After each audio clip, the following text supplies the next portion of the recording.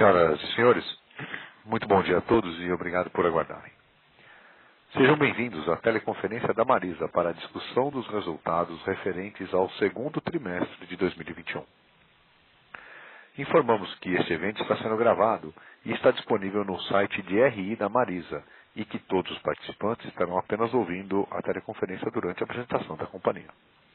Em seguida, iniciaremos a sessão de perguntas e respostas quando instruções adicionais serão fornecidas. Antes de prosseguir, gostaríamos de esclarecer que eventuais declarações que possam ser feitas durante essa teleconferência relativas às perspectivas de negócios da Marisa, projeções e metas operacionais e financeiras constituem-se em crenças e premissas da diretoria da companhia, bem como em informações atualmente disponíveis. Considerações futuras não são garantias de desempenho. Elas envolvem riscos, incertezas e premissas, pois se referem a eventos futuros e, portanto, dependem de circunstâncias que podem ou não ocorrer. Investidores devem compreender que condições econômicas gerais, condições da indústria e outros fatores operacionais podem afetar o desempenho futuro da Marisa e podem conduzir a resultados que diferem materialmente daqueles expressos em tais considerações futuras. Agora, gostaríamos de passar a palavra ao Sr. Adalberto Santos, vice-presidente de Finanças e diretor de Relações com Investidores, que dará início à apresentação. Sr. Adalberto, muito boa tarde. Obrigado pela oportunidade. Por favor, queira prosseguir. Boa tarde a todos. Bem-vindos à teleconferência de resultados referente ao segundo trimestre de 2021 da Marisa Lojas S.A. Estarão conosco hoje o Marcelo Pimentel, nosso CEO, Alberto Com, nosso vice-presidente comercial de operações, Rodrigo Poço, nosso vice-presidente de tecnologia e digital, e a Renata Coutinho, nossa head de RI. Passando agora para a nossa apresentação, no chart 1, um rápido resumo aqui da evolução da operação e dos nossos números. Como vocês puderam observar no nosso release, é uma receita bastante impactada ao longo de todo o período, em função aí das restrições vividas pelo parque de lojas, começando ali já em abril, mas aí com todos os meses com bastante restrição operacional e uma forte desaceleração de fluxo a partir de junho. Destaque para a plataforma digital, que continuou com forte crescimento, e destaque também para os demais pilares da operação, que apesar desse impacto negativo de venda, continuou performando bastante positivamente. Então, estoques em níveis adequados, né, e com melhor qualidade. O SG&A mantendo aí a sua redução estrutural, o MBank com carteiras já em fase adiantada de recuperação e com PDDs abaixo dos níveis históricos, uma posição de caixa / alavancagem absolutamente em linha com o verificado no ano anterior, no segundo trimestre do ano anterior. Chart seguinte, chart número 3, do lado esquerdo, um gráfico ali mostrando exatamente essa dificuldade com a operação de lojas ao longo do período. Na parte cinza, a parte inferior ali, em abril somente 13% das lojas operacionais 100%. Em maio, uma pequena evolução para 31%, em junho, 35%. Né? Lojas com restrição de horário, ao longo de todo o período, 59% em abril, 67%, a média de 65% nos meses de maio e junho. Em junho, conforme eu mencionei, forte retração de fluxo. Nós estamos falando aí de números próximos a 35% de retração a partir de junho. Tá? Do lado positivo, a conversão, né, evoluindo bastante positivamente, o que de certa forma conversa com a evolução do nosso NPS, o Pimentel vai trazer comentários sobre isso, uma conversão aí de certa forma compensando essa redução de fluxo. Nós estamos falando aí de uma conversão que avança entre 15% e 20%, na média de 18% ao longo do trimestre. No chart seguinte, evolução da receita, do lado esquerdo do gráfico, nas colunas, o valor absoluto, evoluímos aí para 492 milhões, né, depois do estrago aí no segundo trimestre do ano passado, quando nós fechamos com 149 milhões. Em same-store, na linha superior ali no pontilhado, comparado com 2019, quando nós tivemos crescimento, 2019 vale sempre lembrar, foi o ano em que a companhia vinha recuperando seu top line com crescimento em todos os trimestres, 5,1 positivo no 2T. Então, contra essa base positiva, nós tivemos menos 6,1. Ajustado a dias abertos, o número seria positivo 0,8. É o que nós tentamos traduzir no gráfico superior do lado direito. Nos extremos, 5,1 no 2T19, do lado direito, 0,8 no 2T21. Na parte cinza, no miolo assim, do gráfico, a evolução mês a mês. Então, abril positivo, maio novamente positivo e em junho uma retração forte de fluxo, resultando em um same store negativo. Importante ressaltar aqui que no terceiro trimestre nós já voltamos para o positivo novamente. Em julho, mais timidamente, mas em agosto com números mais fortes. Então, same store acumulado até agora, positivo no terceiro trimestre. Indo para o chart de número 5, as vendas do digital. Mês a mês, no gráfico do lado esquerdo, linha superior, começando em janeiro, da direita para a esquerda, então 108,7 positivos em junho, 139 em maio e 191 em abril. Crescimento bastante forte, na média do trimestre 142% versus 19%. É claro que no 2T20, quando nós estávamos com lojas fechadas, a base comparativa fica muito forte, o crescimento é um pouco menor, 14%. Acho que o principal destaque aqui é a consolidação de um percentual bastante relevante nas vendas totais da companhia. Nesse trimestre, já com a maior parte das lojas em funcionamento, 14% das vendas totais do varejo vindo do digital. Vale lembrar aqui que em 2019 esse percentual era de apenas 5,6% e em 2018 3,6%. Então, uma evolução bastante positiva nesses últimos 3 anos. Do lado direito, a evolução do app, das vendas do app no digital. No fechamento de junho, 67% das vendas do digital vindo via app, 67%. E um total de 8,8 milhões de downloads ao fim do trimestre. Esses números já foram bastante superados, o Pimentel vai estar comentando isso daqui a pouco.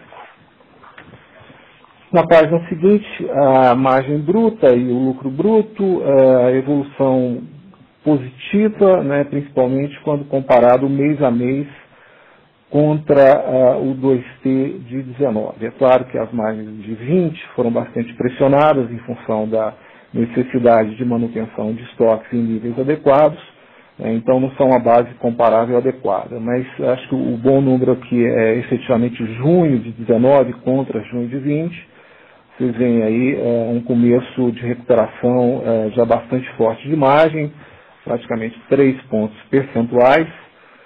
Número que também se repete próximo disso, essa dinâmica de recuperação, não o número em si, mas a dinâmica de recuperação que nós verificamos novamente em julho. A companhia mantém esse patamar de 22 milhões de peças aproximadamente, o que tem nos permitido avançar na melhoria dos markdowns, que para esse período ficou aí cerca de 50% menor do que a média dos 2 anos anteriores.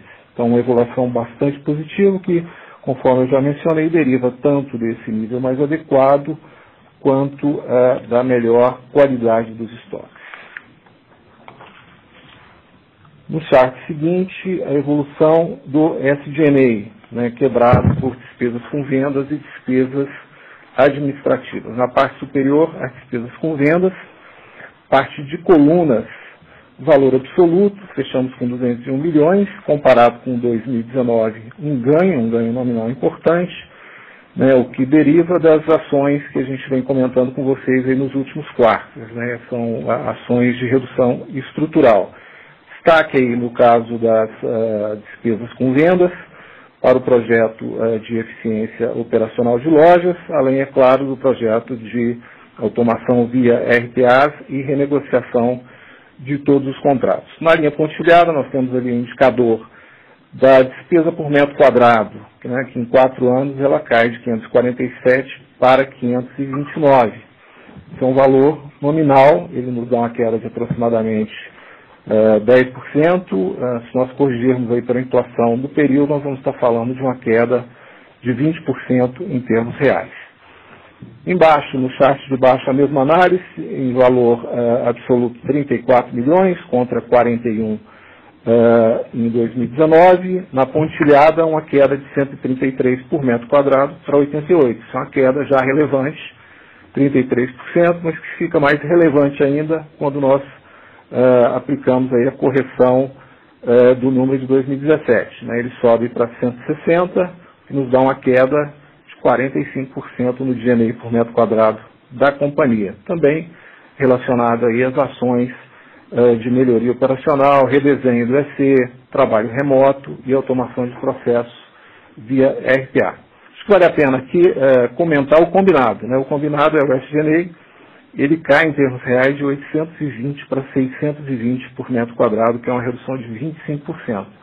O que é mais importante ainda se nós lembrarmos que somente 8 a 10% da companhia, das despesas da companhia, são variáveis, ou seja, uma alavancagem operacional bastante forte, uma evolução bastante positiva da alavancagem operacional. Chart seguinte, número 8, os resultados do nosso recém-nascido NBank. Margem de contribuição evolui positivamente, 64,5% em relação ao 2T20, é claro, né, as carteiras já em processo de recuperação, total de 57,5 milhões, abaixo ainda do 101, né, o portfólio do Itaú já com a performance em nível regular, nós temos aí 24,9 milhões de margem de contribuição na parceria com o Itaú, contra os mesmos 24 de um ano atrás, ou seja, o portfólio que encontra-se em recuperação ainda é o de produtos da casa. Né? Essa redução, é claro, se deve aí à menor ação nas vendas do varejo, a menor performance do varejo nos últimos períodos, mas em fase rápida de recuperação, conforme eu mencionei. No chart seguinte, de número 9, as perdas do PL, a análise do portfólio do PL. No gráfico à esquerda, parte superior, linha, as perdas sobre carteira que já caem para um nível até abaixo do nível histórico, o nível de 2017, 2018. Então, nós ficamos com 8,6%, de novo, perdas sobre o portfólio. E é claro que muito abaixo do ano passado, quando nós operamos com um nível de PDD mais conservador. Então, nós tivemos 15,2% ano passado e agora nós já estamos com 8,6%. Positivo também o percentual de vencidos sobre o portfólio, 27,1%, esse é o melhor da série histórica, o que acaba se traduzindo também, ou sendo resultado, né, de um EFIC bastante positivo. Após ter tido ali um pico em março, né, repetindo a mesma dinâmica do ano passado, ele já cai para os níveis até abaixo dos históricos para essa época do ano. Então, o portfólio do PL em rápida recuperação, né, nós estamos aí com próximo de 10, 12% do nível regular desse portfólio. Eu acho que um dos motivadores também é a forte recuperação de participação. Nesse período nós tivemos aí 7,1 pontos percentuais de recuperação, alcançamos 41,6%, é a melhor participação de todos que divulgaram até agora nesse segmento, e deriva do trabalho excepcional, além, é claro, da disponibilização dos produtos, né, e principalmente do Private Label no nosso app. O Pimentel vai dar detalhes sobre esse movimento que a companhia está fazendo. No chart 10, a mesma análise para o portfólio do EP, com poucas mudanças, tem a mesma dinâmica. Né? Nós já temos ali do lado esquerdo o gráfico superior, linhas, 7,7% de perda sobre o portfólio, né? Já próximo do nível de 2019. E em termos de vencidos, 20% do portfólio vencido, que é o menor percentual da série histórica. O EFIC, com a mesma dinâmica, após um pico em março, ele já cai para patamares iguais aos patamares históricos. Esse portfólio ele passa por um processo de recuperação um pouco mais lenta, dado o conservadorismo aplicado a esse produto. Então, enquanto o portfólio do PL já está em 12% abaixo do nível normalizado, esse portfólio ainda está cerca de 30% abaixo do normalizado, mas com uma dinâmica positiva, uma dinâmica de recuperação. No chart número 11, o próximo, a evolução do EBITDA consolidado. Fechamos com 20,1 milhões negativos, ainda no campo negativo, né, mas com a forte recuperação contra o 2T do ano passado. E lembrando que aqui nós estamos falando de números ex-IFRS. Se nós considerarmos o efeito IFRS, estaríamos aí em positivo já na casa dos 40,5 milhões. No próximo chart, a evolução do lucro líquido, uma curva muito parecida após um pico no segundo trimestre do ano passado, aí uma recuperação bastante rápida, infelizmente ainda no campo negativo, a 60 milhões. Próximo chart, de número 13, a evolução do fluxo de caixa, começando na parte superior, coluna da direita, o que a gente chama de geração primária de caixa, né, o nosso EBITDA, ainda negativo, mas bem menos impactado, 10 milhões, isso se traduz também numa geração bruta melhor, bem melhor do que a do ano passado. Não podemos deixar de lembrar que no primeiro trimestre, principalmente, a companhia passou por um processo de recuperação, recomposição de carteiras de estoque, que acabou se traduzindo numa tomada maior de capital de giro. Isso nos leva a uma geração operacional de caixa forte ainda, menor do que a do ano passado, mas ainda forte. Mas, apesar disso, fechamos aí com um saldo de caixa muito em linha com o do ano passado, ou seja, 12 meses de continuidade de pandemia, né? Ela não começou em junho do ano passado, ela começou bem antes, e apesar disso, o mesmo nível de caixa e um impacto muito pequeno na dívida líquida. A dívida líquida, quando analisada no modelo tradicional, dívida bruta menos caixa, aí um crescimento de apenas cerca de 50, 60 milhões, porém, quando analisada com ajuste de carteiras de recebíveis de cartão de terceiros, né, que são considerados liquidez absoluta, uma queda aí de 417 para 363 milhões. Ou seja, apesar de todo o impacto da pandemia nos resultados da companhia, estrutura de capital, estrutura de balanço segue bastante robusta. O último chart 14, um waterfall preparado pela Renatinha para nós, mostrando a evolução aqui da nossa dívida líquida ajustada. Então, de 417 milhões, um crescimento de 52 na nossa dívida bruta, uma redução de caixa de 7 e aí um incremento importante derivado do crescimento da carteira de terceiros. Com isso, os 417, nós fechamos esse trimestre com 363. Era isso, eu passo o Pimentel agora, que vai avançar na análise principalmente da evolução da estratégia da companhia. Boa tarde a todos. Apesar dos desafios da retomada de fluxo, que o Adalberto já mencionou aqui, principalmente derivado ainda pela restrição de horários de abertura de lojas, temos experienciado um crescimento de vendas e margem nos últimos 2 meses. Esse comportamento também confirma nessa nossa visão de retomada de mercado, que a gente vai falar um pouco mais adiante.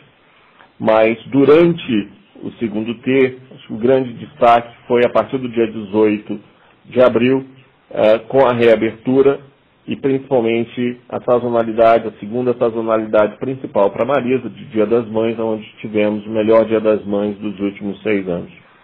Mesmo durante esse período de restrições, nossas vendas horárias continuaram a demonstrar crescimento relevante, confirmando também a melhoria de produtividade nas lojas e também uma melhoria gradativa de margem bruta sendo recuperada, o que confirma a estratégia comercial que está sendo executada pelo COM e o time comercial na empresa.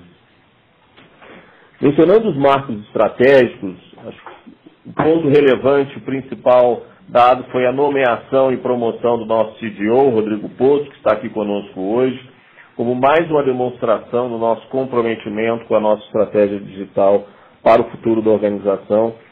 Como mencionado, isso tem tomado cada vez mais uma relevância nas vendas totais da empresa e no segundo trimestre crescendo e atingindo 14% na participação total de vendas no varejo.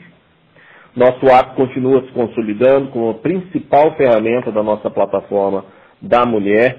Em um ano, já ultrapassamos o número de 10 milhões de downloads, o maior crescimento comparado nesse mesmo período do mercado de varejo de moda. 67% da participação de vendas digitais já acontece via app, o que é 30% de aumento do trimestre a trimestre. E continuamos avançando na questão de inteligência de CRM através do app, principalmente com push notification e geolocalização, representando mais de 50% de todo o faturamento oriundo do CRM, do nosso CRM. Nossa base de clientes multicanal no segundo trimestre teve um crescimento de 50% em relação a 2020. E a representatividade em relação ao total Marisa cresceu de 8% para 12%. A nossa receita de clientes multicanal no segundo trimestre também cresceu 114% em relação ao mesmo período no ano passado, sendo responsável por 21% da participação total no canal. Continuamos avançando aceleradamente na nossa estratégia de multicanalidade. O lançamento da sacola de vantagens, que aconteceu também nesse trimestre, foi o grande destaque desse trimestre, materializando de verdade a experiência de multicanalidade das nossas clientes entre app e as nossas lojas. Já estamos com a sacola de vantagens ativada em 100% das nossas lojas e no último mês já tivemos mais de 10 mil transações oriunda dessa experiência. Durante o período, continuamos oferecendo nossos produtos via uma multiplicidade de canais como Live Shop, Sou Sócia, WhatsApp e outros, principalmente agora reforçando o tema do nosso app. Mais um destaque no trimestre foi o lançamento do MVP do que chamamos o Universo M, um espaço dedicado à mulher com conteúdo relevante de moda, bem-estar, saúde, educação e curadoria com parcerias dedicadas à mulher. Mesmo em teste, já tivemos mais de 160 mil visitas, confirmando a adesão da mulher a essa proposta. Em setembro, teremos o lançamento oficial desse novo produto no mercado. A digitalização do MBank é mais um destaque do trimestre. Estamos um percentual de 13% de conversões para cartões ofertados via app. Mais de 20% de todo empréstimo pessoal já ocorre através de forma digital e fora das lojas físicas. Nosso modelo de Dark Store em São Paulo continua confirmando a assertividade da nossa estratégia, reduzindo em 30% o prazo de entrega para a cidade de São Paulo e em 18% o custo logístico dessas entregas. Decidimos expandir esse modelo e no terceiro trimestre iremos inaugurar a segunda Dark Store em Minas Gerais e até o final do primeiro tri, mais de 22, teremos mais 3 aberturas espalhadas pelo Brasil em estados geográficos estratégicos, principalmente aqui falando Sudeste no Rio de Janeiro, Bahia e Distrito Federal. O projeto de automação, como o Adalberto mencionou, foi finalmente concluído e já demonstra frutos na gestão de despesas da empresa, frutos esses que nós já demonstramos na nossa demonstração de resultados, principalmente oriundos de aumento de produtividade em lojas, redução do quadro e também ao aumento da excelência do atendimento. E nesse tema, o que é uma grande preocupação nossa, o NPS continua sendo uma métrica extremamente relevante e importante para o nosso sucesso. Continuamos com 6 trimestres consecutivos de melhoria no nosso resultado de NPS nos 2 canais, loja física e digital.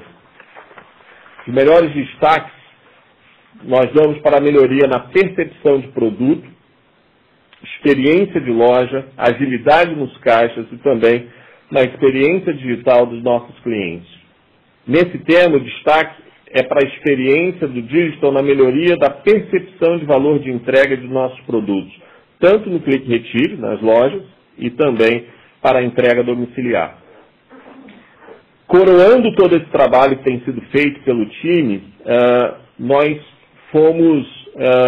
ficamos como finalistas no Prêmio EBIT, que monitora a experiência de varejo online no Brasil, e na votação popular ficamos entre as top empresas de varejo mais votadas e a melhor classificação do setor de varejo de moda no Brasil.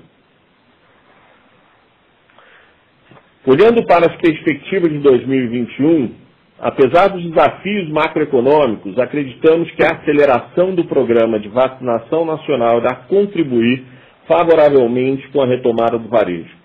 Os números dos últimos 2 meses já demonstram essa melhoria de performance, com crescimento positivos em venda e margem contra a performance de 2019. Continuamos firmes na execução da nossa estratégia comercial, que já está em processo de rollout nas lojas, e os resultados das lojas já rolloutadas são muito encorajadores, com crescimento de duplo dígito contra as lojas ainda não rolloutadas. Esse processo de rollout termina ao final de setembro. Nosso compromisso com a gestão de estoques da empresa tem se confirmado muito assertivo. No primeiro semestre de 2021, reduzimos o volume de markdowns em 50%.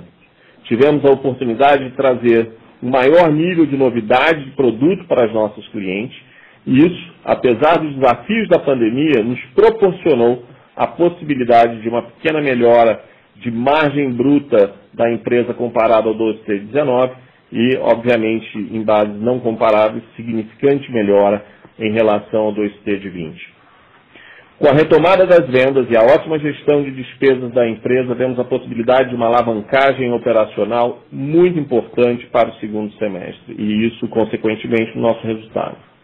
Dado o sucesso do teste de nossa nova loja em Campinas, vamos reformar mais 4 lojas no segundo semestre de 2021 no estado de São Paulo para ampliar o piloto e preparar o modelo de expansão e reformas para 2022. Nosso processo de digitalização da empresa irá continuar, agora incluindo a digitalização da carteira do MBank. E por fim, estamos em processo final para o lançamento do nosso Marketplace da mulher. Nossa expectativa é de já ter o MVP rodando em outubro de 2021 e, a partir desse momento, começar um processo de rollout e expansão do Marketplace. Nós confiamos que temos a estratégia correta para a entrega da retomada de performance da empresa, agora no segundo semestre e em diante. Queria agradecer a todos e ficamos disponíveis para perguntas agora. Obrigado. Muito bem. Senhores convidados, faremos então uma sessão de perguntas e respostas. Para fazer uma pergunta, por favor, digite asterisco 9 no seu telefone.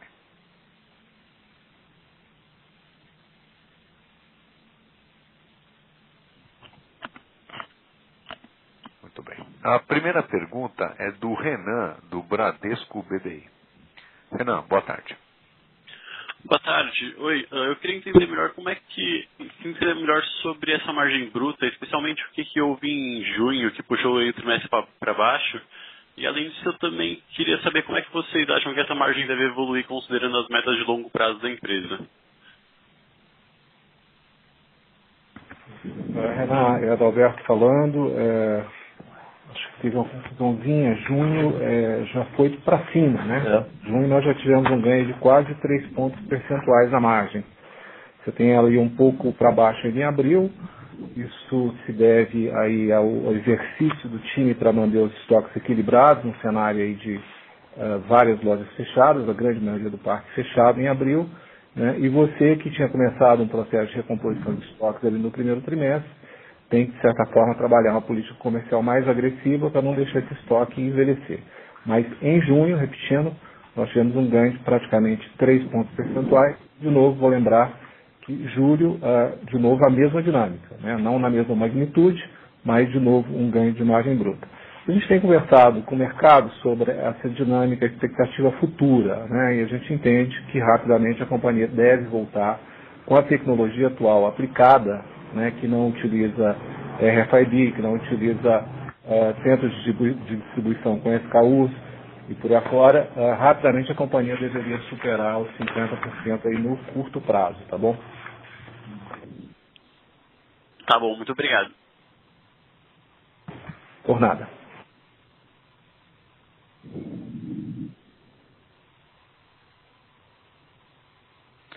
Lembramos aos convidados que, para fazer uma pergunta, basta digitar *9 no seu telefone para que possamos abrir sua linha.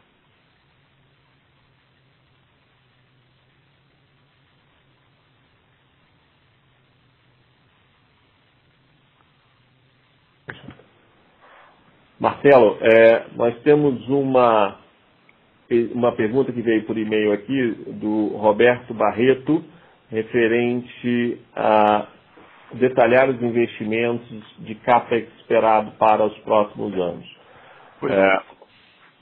Roberto, obrigado pela pergunta. Nossa visão do planejamento plurianual para a empresa, ela contempla alguns macros, alguns pontos estratégicos importantes. Obviamente, a gente quer continuar acelerando na estratégia digital e a gente vê uma oportunidade aqui importante, seja em termos de trabalhar todo o processo de legado para o recebimento de nova tecnologia, principalmente continuar avançando com o nosso app como a grande ferramenta, o grande hub da materialização da plataforma da mulher. E em segundo ponto, olhando outras oportunidades que a gente ainda não está preparado para abrir sobre canais digitais, novos canais digitais como oportunidade de crescimento da empresa. Tirando esse ponto do digital, nós, como mencionei aqui ao final, estamos muito contentes com a performance da nova loja. Nós estamos agora, ainda esse ano, investindo em mais 4 reformas, o que vai consolidar a nossa visão desse novo modelo. Em se confirmando, nossa expectativa, de acordo com o nosso planejamento plurianual, é de oferecer um produto, uma estratégia de reformas e expansão, uma retomada da expansão da empresa a partir de 2022.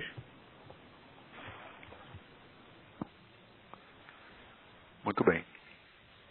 Lembramos aos convidados que para uma pergunta ou comentário basta digitar *9 no seu telefone, que estamos aqui com o time da Marisa à nossa disposição.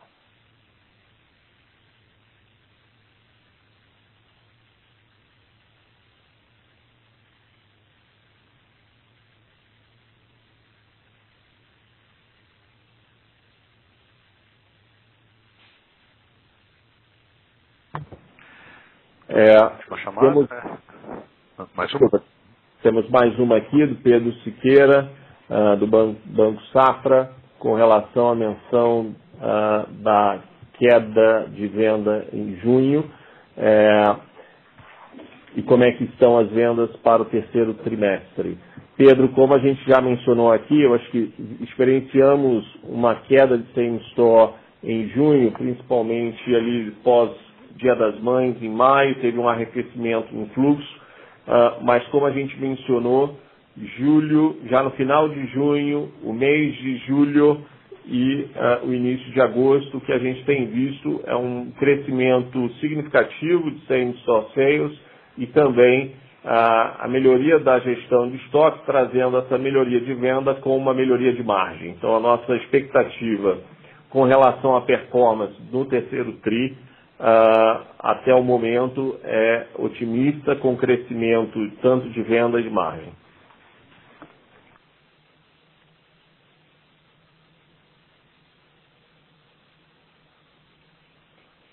Muito bem. Senhores convidados, lembramos a todos que *9 para uma nova pergunta. Ok? *9.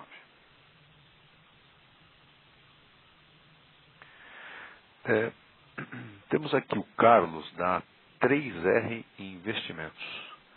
Carlos, boa tarde. Boa tarde, tudo bem?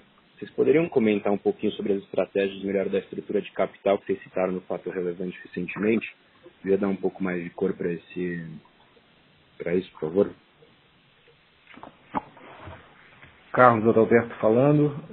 Eu acho que eu teria pouco a acrescentar ali sobre o que foi mencionado no Fato Relevante, né? Na realidade, desde a criação do MBank, né, começar pelo branding dele, né, MBank, você tem ali a assinatura de Marisa embaixo, mas pode andar também sem Marisa. Então ele foi concebido para nascer dentro da Marisa, mas eventualmente crescer para fora da Marisa, né? Então o que nós começamos fazendo ali naquele momento que foi citado no Fato Relevante foi exatamente isso, né? Nós começar a conversa sobre eventuais parcerias, tanto operacionais quanto de capital, né? Você tem hoje fundos especializados em fintechs, né? E cada vez mais o MBank, nós queremos que ele seja operado, que ele traga produtos e também que ele seja visto, né, como uma fintech, né, a fintech da mulher brasileira. Então é simplesmente esse movimento que nós estávamos fazendo e foi esclarecido ali naquele Fato Relevante. Tá ótimo, obrigado, viu? Por nada.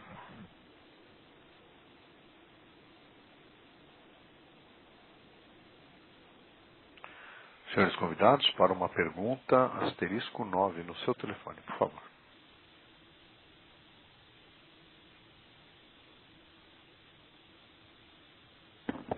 Marcelo, eu vou responder uma pergunta que está entrando aqui via webcast de um investidor nosso, com muito carinho, tá? Ele tem 92 anos e é acionista há muitos anos da Marisa. Tá? O nosso carinho ao senhor Joseph. E agradecimento pela confiança de tão longo prazo, né? Ele pergunta aqui, ele percebeu que no release houve um aumento do custo de aluguéis, né? E qual seria a quantidade de imóveis próprios. Eu acho que, senhor Joseph, depois você pode entrar em contato com o nosso RI, eles podem dar mais detalhes sobre essa conta especificamente, mas na realidade houve uma redução, tá? Nós temos tido aí nos últimos anos reduções importantes na nossa conta de aluguel. Tá? As negociações têm sido contínuas nos últimos períodos e a gente tem conseguido aí chegar a excelentes composições com os proprietários de pontos, seja de shopping, seja de lojas de rua. E hoje nós não temos nenhuma loja que pertença à Marisa. Todas elas pertencem a terceiros. Mais uma vez, muito obrigado pelo carinho e confiança.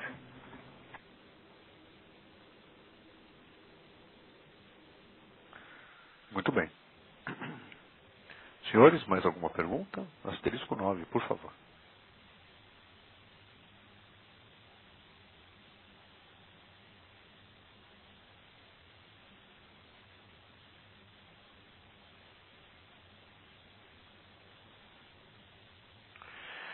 Muito bem. Não havendo então mais perguntas, retornamos a palavra ao senhor Marcelo Pimentel para suas considerações finais. Senhor Marcelo, por favor. Obrigado, Marcelo. Quero agradecer a todos pela participação e colocar novamente a todos a nossa confiança com a estratégia da empresa, a nossa visão de um segundo semestre mais positivo agora com a estabilidade do varejo e principalmente de aberturas de lojas físicas e o comprometimento da nossa visão de crescimento do varejo digital. Obrigado a todos e uma boa tarde. Assim, a Conference Call da Marisa está encerrada. Agradecemos a participação de todos e tenham uma excelente tarde.